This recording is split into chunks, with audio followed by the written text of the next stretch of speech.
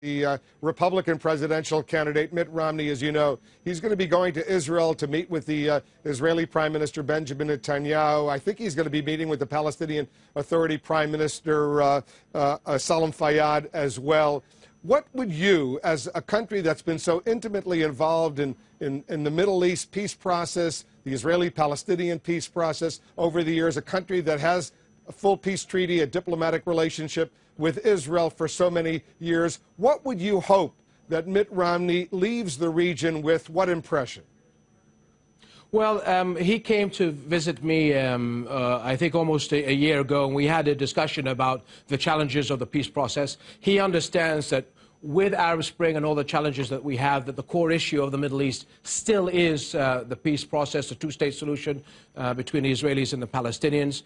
I presume that his visit to Israel and to meet with both Israeli and Palestinian counterparts will be to bring him up to speed on the ongoing negotiations between the Israelis and Palestinians. And in that fact, I will just add that the Israelis and Palestinians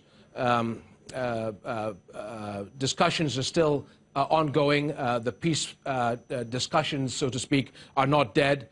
Our job is to keep the process alive until the end of this year, when American elections are finalized, and depending on who wins as of the two candidates, then that puts us into a better position to understand how to move the process forward at the beginning of next year. Do you see any significant difference between Mitt Romney and Barack Obama as far as the peace process is concerned?